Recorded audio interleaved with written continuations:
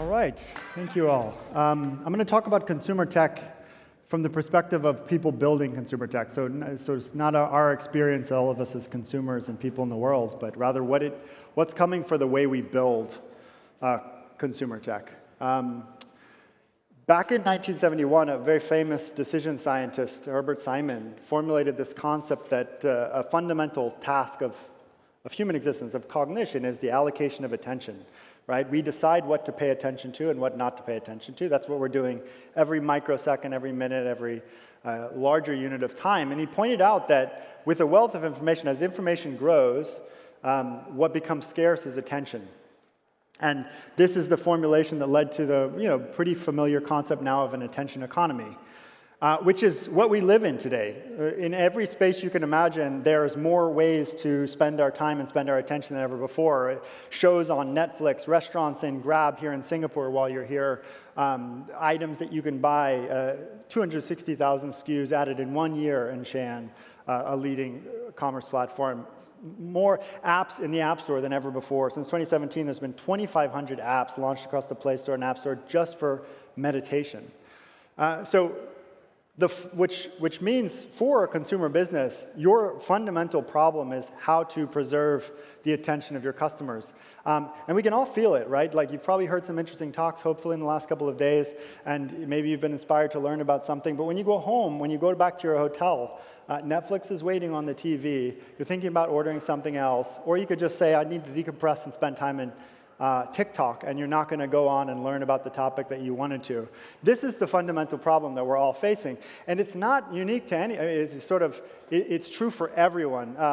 Benedict Evans gave a great talk yesterday, and I had to take a slide from him that just pointed out, right? Like the engagement rate for even ChatGPT is plummets, because even something as cool as ChatGPT has trouble competing with TikTok and Netflix and Spotify and food delivery and everything else that you could do today.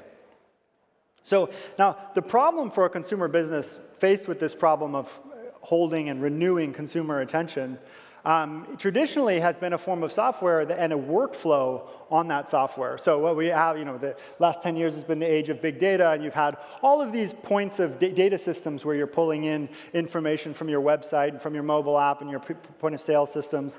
And then you pass that to a system where you'll generate some rule, some campaign, your marketing team will decide, well, let's use sort of the date that we last saw a customer to define some high-value user segment, and then formulate maybe some expected lifetime value for them in order to send a mobile push notification. And the problem is that this doesn't scale. It breaks down at every point because it's a choke point when an engineering team has to become involved to pass the data into the system, and then the data science and analytics team has to kind of figure out how to calculate expected lifetime value, and then the CRM team has to figure out how to send a push notification.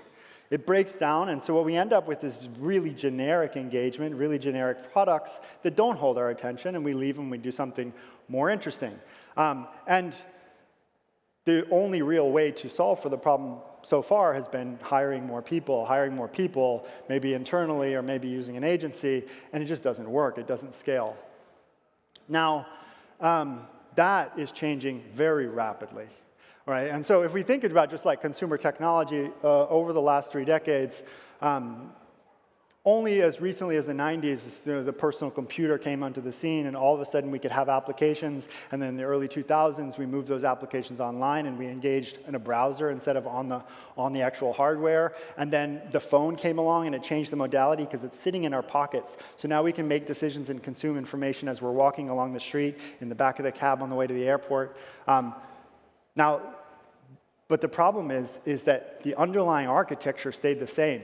We basically took a store where you take a big building and you put all the things anybody could ever want into that store, and we just pushed it behind a screen.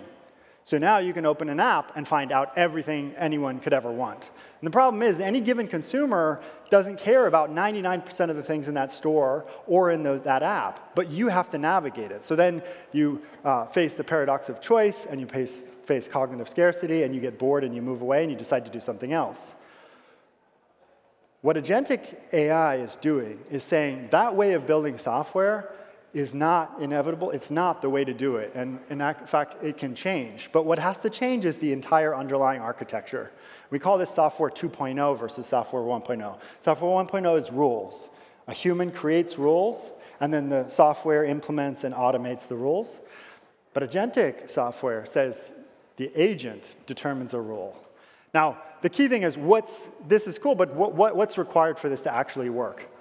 So what we're going to talk through in a couple of minutes is just what is the 4 fundamental capabilities that we need to enable in the infrastructure to enable this to work. Surrogate models, embeddings, edges, and weights. These are the things that the agent has to be able to manage and kind of that instantiates its form of intelligence. Okay, what are surrogates? So a classic problem for any consumer business is to come up with some kind of a customer journey. You do this, and then you check out, and then you're good. You apply for a loan, you do KYC, you qualify, you pay, and you repay. You take the loan, you repay. Now, a digital product kind of exploded that in the sense that it's not a strict one-dimensional sort of static linear process. You can go in and you can shop for something, you can look at items, you can come back off, you can go back in. You can do it any kind of a way. So what's behind the scenes for that digital product is what's called a click stream. It's all the possible events that application can track when a user does it. It's usually for a given mobile app will be hundreds of possible events. And the way that any given user has to click around in that app is exponential. It's combinatoric, so it's huge. It's a huge space. Now, for an agent to know, as humans, we kind of know, like if you're dating someone, if you're getting to know them, you know that you're not going to propose to them on the first date. Instead, what you're trying to find is, are you a match somehow? So you're not asking them maybe even questions about, do you want to have children? Too much, right? Like that's a sure sign of a bad date. Quick, get out of there, close, get the check, right? But you know that there's early signals. And that's what an agent has to be able to do. They have to have a way of moving away from an objective function of a transaction and saying, well, what about the first exploration in the app would lead us to think that you're strongly considering something, and if that agent gave you a little bit more information, it would lead to a little bit more exploration. It's the shopping that happens prior to the buying. So the way they do that, a way an agent does that, is maintain a surrogate model where it maintains the connection between every single possible point in that journey and the kind of objective points. Now, what that leads to is a much cleaner process of engagement over time. So what we see here is data on an x-axis over a period of weeks. Every one of these little shaded gray lines is basically a week. And the gray bar here is just tracking the user's activity in the app. Now, traditionally, you set up a rule. You said, well, if you come into my app, 3 days later, I'm going to send you a notification, 5 days later. It's all static, rule-bound. Now what happens is an agent observes your activity, creates a message, sends it to you, tells you about a certain aspect, does it again, you ignore it, does it again, tries something different, you come back, it learns something from why you came back, and then it does it again, and it does it again. The key thing here is that there's no choke points, because every single one of these decisions about engaging, every prompt that agent has given to the consumer, to this particular user in the app, was determined by the agent. It was not determined by a CRM team or a data science team. This is very different. The point is, every single person gets their own experience because the agent is learning and responding to their particular experience. Now, all of this is probabilistic, so they have to be able to maintain these surrogate models so that they can kind of estimate, well, here's the probability, here's the baseline probability, here, how am I moving forward? And the key thing is that as a business, what that means is you send a lot more noise into the system. So you're not constantly sending messages. So this is a unicorn health app that uses Aampe, my company in the US, where they drove up actual conversions for this marketplace and significantly dropped the volume of their messages. So less noise in the world so that you can actually capture real attention. Now, the second capability are what are called embeddings. This is how language models work as well, but instead of an embedding for text and language, what we want to create an embedding for is a given user. And what the underlying data is a sequence of actions, those events in the application and the responses to message and everything you might be tracking about that person. From an agent perspective, from a human perspective, what an agent is doing is they need these embeddings to almost sort of to mimic a form of collaboration and teamwork. Now, two things are important here. One is you don't want to create an embedding. Does not mean like how many days have you been active in the app, or did you spend over $100 or less than $100? These are really simplified, very generic, kind of simple characteristics. What's happening when you use a mobile app is that every millisecond, it's basically tracking a particular action. And so what you have to do is take that sequential data and convert it into very high-dimensional space that represents somebody. And that's the embedding. But then what that allows is, once you have that representation of a person, an agent then can engage with other agents to run experiments. Experiments are not optional. It doesn't matter how much data you have in the world or how smart your AI is. Nobody knows exactly what you want for lunch in 2 days. But what we can do is run experiments. And if you have a personal assistant who's helping you, they still have to run, they still are asking you, do you like this? Do you like this? Right? And so an agent can't run every possible experience with their person because it's too expensive from the person's attention perspective. So the agent has to, behind the scenes, be able to say, hey, what are the other agents that are dealing with a similar person, a person in similar space in the world, similar space in life, similar space in their journey, so they can run comparisons and run experiments. The third thing is the edges. Edges represent the product. So a personal assistant, a chatbot that knows you as a person, might know you as a person. But what a consumer business's agent needs to know about is your business, your inventory. So if you're a fashion business, the agent needs to know everything possible about your inventory and all the different fashions and all the different pieces of items and clothes. Because if they're trying to learn you, they don't just need to just know you. They need to know what in that inventory, what as a business is best positioned for you as a person. Now, this is actually where you're going to see some of the most explosive changes, because even though in the last 10 years we've called it the age of big data, it's actually been the age of very shallow data. Our data hasn't really been big. In fact, in the next few years, it's going to explode more than ever before. Let's take the example of Spotify, because Spotify is a very progressive tech company, and they can illustrate one of these changes. So Spotify helps you find music that you want to listen to, and they have over 6,000 genres of music, and most of them are made up. But what does that mean? It means traditionally when we think about genres, we might think, I like rock and I like hip-hop. But any of us that actually listens to music know that these genres are shallow. They're not how we actually think about music. It's a lot more specific than that. I don't just like hip-hop, I like dark trap. It's a particular kind of hip-hop. It's characterized by different frequencies and things like that. When we recommend music to somebody, we recommend based on, as people, very deep and rich descriptions. But traditionally, consumer apps have only dealt with shallow data. So over here, I think this is Deezer. This is a music app that's about the same size, much older than Spotify. And you can see their categories are rock and soul and funk and rap hip-hop. Very standard traditional stuff.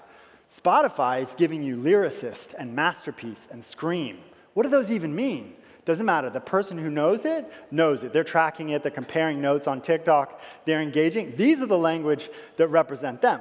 Now, what happens is, if as Deezer, if all I show is soul and funk and rap and hip-hop, that's all I've ever shown to you, then I can't learn anything about your response. But if I've shown you all these very specific messages, these specific tags and labels, I can learn.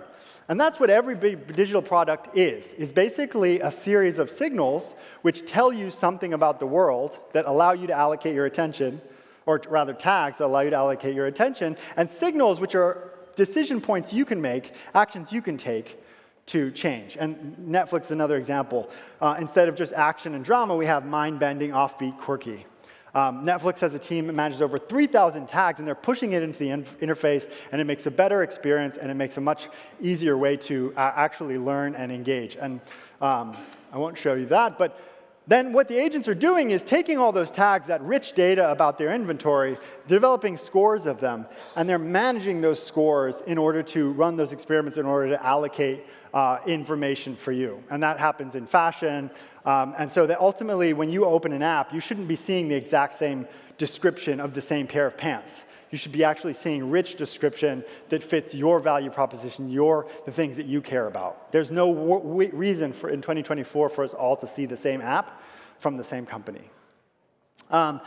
I'm short on time, so I'm not going to talk about recommender systems, but there's all kinds of ways that agentic infrastructure changes the way we run recommender systems to make them far better. Recommender systems have changed the world in the last 10 years, but not nearly enough, and they will continue to improve. It's also going to completely change the way we use chatbots, because right now chatbots start from a clean slate every single time, which is annoying, which is why nobody uses them. But what you can actually do is have your application, your agents, feed system prompts to chatbots, which is going to be a very cool transformation of how chatbots work. System prompts. And so key takeaways here is that like, this is the reality we live in, and if your business isn't solving for this problem, it's not really solving for the problems that actually are going to determine its success. And that the current tech we use, the current software 1.0, is not just not solving the problem, it's actually blocking you from solving the problem. But the newer methods, agentic infrastructure is here, it's available, and it will change things very rapidly. Generally, I'm a pretty cynical, skeptical person about change. In this instance, I think the change is incredible, and which means it's a really fun time to build. Very exciting time to build, and exciting time, hopefully, to be a consumer soon. That's it. Thank you very much.